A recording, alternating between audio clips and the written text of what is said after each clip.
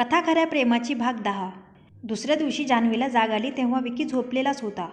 ती आवाज न करता हळूच उठली आणि आंघोळ वगैरे करून तयार झाली.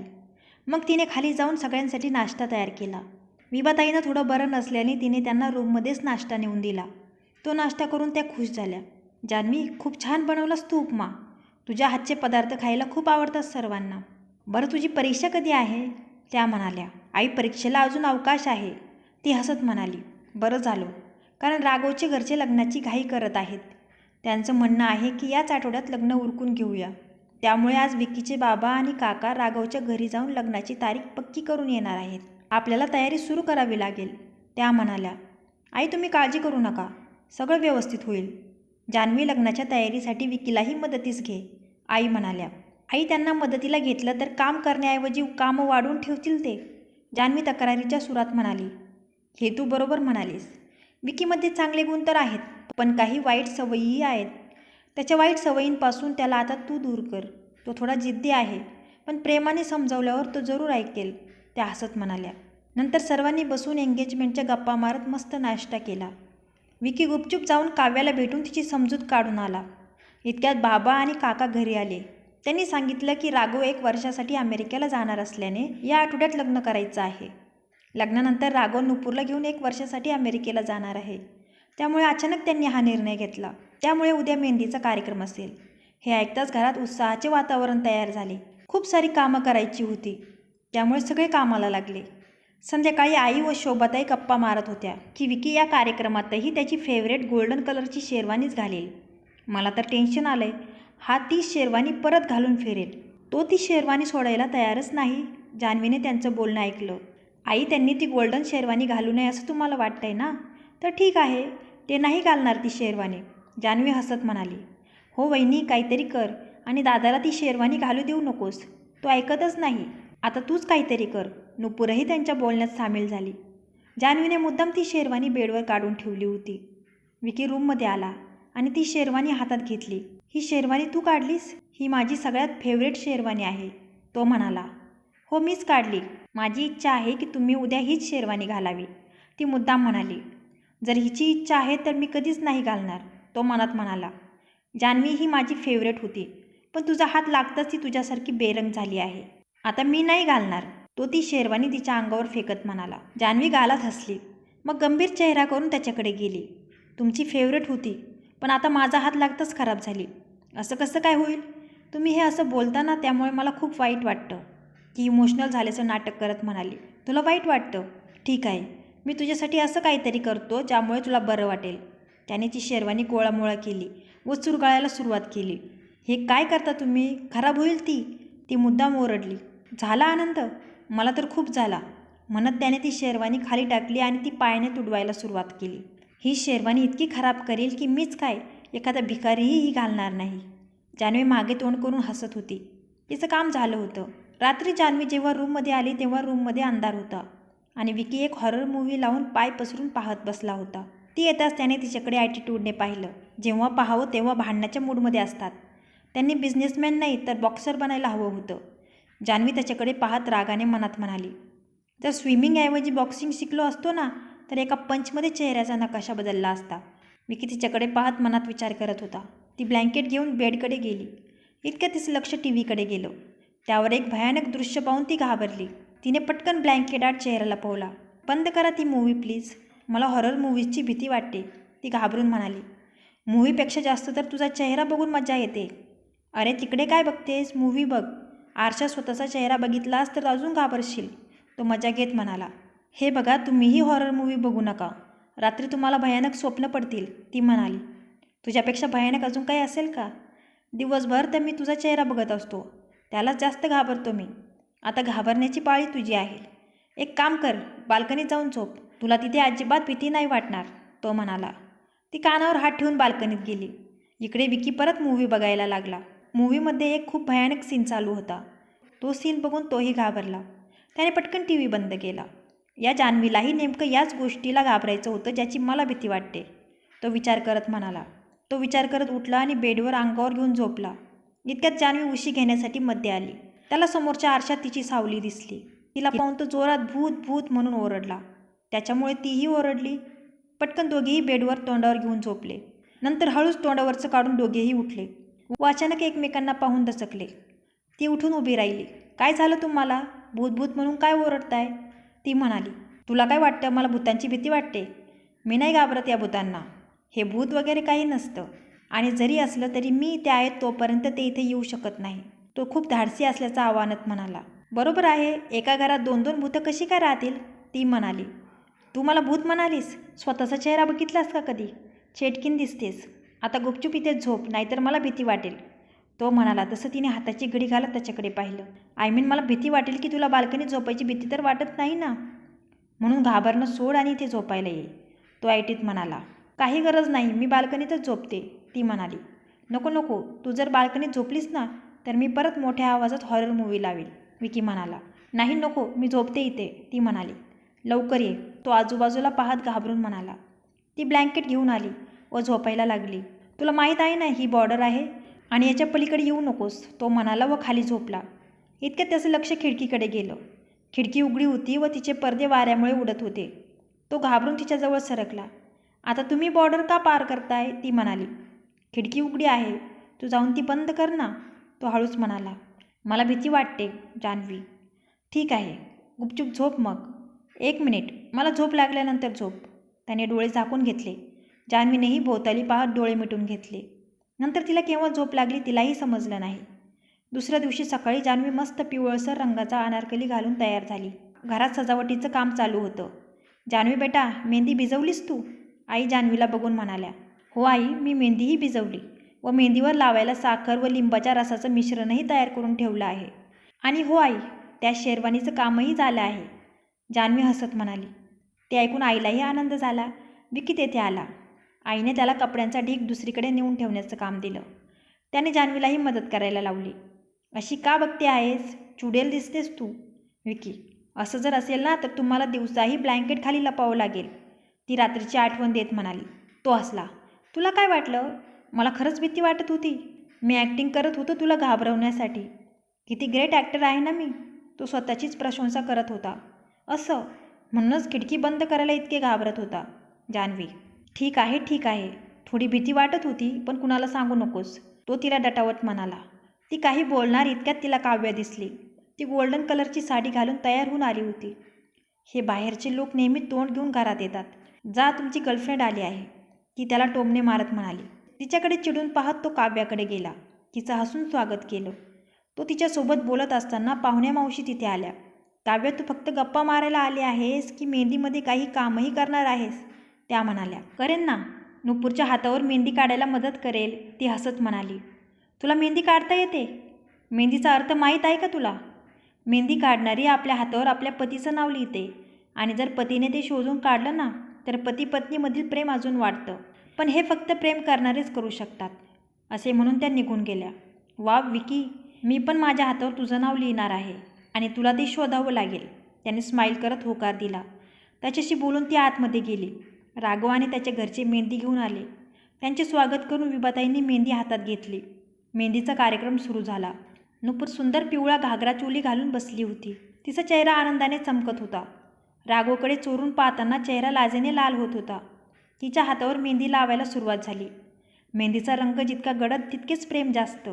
आता नुपूरच्या मेहंदीचा रंग सांगेल की तिचं राघववर किती प्रेम आहे. मावशीचं बोलणं ऐकून नुपूर लाजली. नाचत गात सौभाग्याचे गीत गात सगळे कार्यक्रम एन्जॉय करत होते. काव्याही मेहंदी लावायला बसली. मी पण विक्कीच्या नावाचं व्ही लिहिणार आहे, कदाचित त्यामुळे माझं आणि विक्कीचं नातं अजून स्ट्रॉंग होईल, ती मनात म्हणाली. व्ही?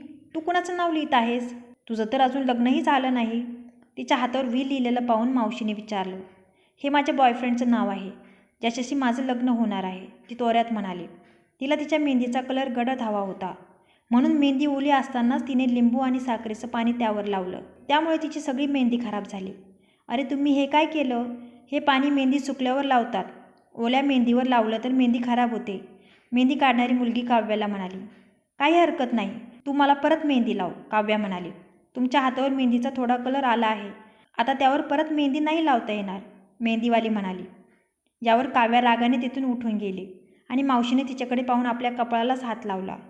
जान्हवी बेटा, तूही मेहंदी लावून घे, आई जान्हवीकडे पाहत म्हणाल्या. हो आई, जान्हवी म्हणाली आणि मेहंदी लावायला बसली. आईने विकीलाही बोलवलं.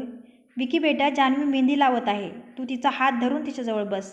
मेहंदी लावताना हाताला खूप कळ लागते, त्या म्हणाल्या. मनात तर येते की हिचा हात धरून पिरगळावा, पण आईमुळे काहीच करता येत नाही, तो मनात म्हणाला आणि जान्हवीजवळ जाऊन बसला. महाराणी साहेबांचे हात दुखतायत, घाबरू नकोस, मी पकडतो. त्याने तिचा हात पकडला, पण मध्येच तिचा हात वर खाली करून तिची मेहंदी खराब करण्याचा प्रयत्न तो करत होता. पण मावशीला समोर पाहून परत शांत बसला. जान्हवीच्या हातावर विकीचं नाव व्यवस्थित लिही, त्या मेहंदी काढणाऱ्या मुलीला म्हणाल्या. त्या मुलीने तिच्या हातावर छानपैकी व्ही काढला. ते पाहून विकीच्या चेहऱ्यावरचं हसू गायब झालं. फंक्शन संपल्यावर जेवणं करून पाहुणे जायला सुरुवात झाली. राघव व त्याचे घरचेही परत गेले. विकीच्या डोक्यात मात्र वेगळाच प्लॅन होता. त्याने व काव्याने मिळून जान्हवीला एक्सपोज करण्यासाठी एक प्लॅन केला होता. त्याने पाहुण्यांतील एका लहान मुलीच्या हाताने जान्हवीसाठी ज्यूस पाठवला होता. तो ज्यूस जान्हवीने पिला. त्यात विकीने दारू मिक्स केली होती व त्याचा प्रभाव आता जान्हवीवर दिसायला लागला होता. दारू पोटात गेल्यावर जान्हवी, तू स्वतः तुझं खरं रूप सगळ्यांसमोर आणशील. तू स्वतः सगळ्यांना सांगशील की तू माझ्याशी लग्न फक्त पैशांसाठी केलं आहे. आईलाही समजेल की तू कशी मुलगी आहेस, तो मनात म्हणाला. इकडे ज्यूस पिल्यानंतर जान्हवीला गरगरायला लागलं. तिचे चालताना झोक जायला लागले. ती पटकन एका जागी बसली. तिने पायातले सँडल्स काढून फेकून दिले. कुठं आहे मी, ती आजूबाजूला पाहत म्हणाली. ही काय जत्रा आहे, मला जत्रेत कुणी आणलं, ती आजूबाजूच्या लोकांना पाहून रडवेला चेहरा करत म्हणाली. इतक्यात विकी, काव्या तिच्याकडे आले. आपला प्लॅन सक्सेस झालेला पाहून त्यांना खूप आनंद झाला. जान्हवीचं लक्ष काव्याकडे गेलं. इतक्यात नुपूरही तिथे आली. वहिनी, तू इथे काय करतेस, काय झालं, तू ठीक तर आहेस ना, ती काळजीने म्हणाली. श्श, हळूच बोल, ती डायन इथे आहे. कोण, नुपूर गोंधळून म्हणाली. काव्या, ती सारखी या घरावर माशीसारखी घोंगावत असते. तिचं बोलणं ऐकून नुपूर व विकीला हसायला आलं, पण विकीने आपलं हसू दाबलं. तू मला डायन म्हणतेस, काव्या चिडून म्हणाली. ओ, तू ऐकलंस, लहान मुलीप्रमाणे तोंडावर हात ठेवत म्हणाली. पण तुला वाईट नाही वाटलं पाहिजे, कारण जसं डॉक्टरला डॉक्टर म्हणतात, टीचरला टीचर म्हणतात, तसं डायनलाही डायन बोलावं लागतं, असा रूल असतो, ती हसत म्हणाली. इतक्यात आई व मावशी तिथे आल्या. आईला पाहून जान्हवी त्यांच्याकडे गेली व त्यांच्या गळ्यात पडली. त्यांनी प्रेमाने तिच्या केसांवरून हात फिरवला. तू कशी आहेस बेटा, त्या म्हणाल्या. काहीच ठीक नाही आई, ती केविलवाना चेहरा करत म्हणाली. तिला खाली बसून त्या आणि मावशी तिच्याजवळ बसल्या. आई बघ ना, आज घरात मेहंदीचा कार्यक्रम आहे, पाहुणे आलेले आहेत, त्यांच्यासमोर जान्हवी काय करत आहे, ती दारू पिली आहे. तो आईला जान्हवीच्या विरुद्ध करण्याचा प्रयत्न करत होता.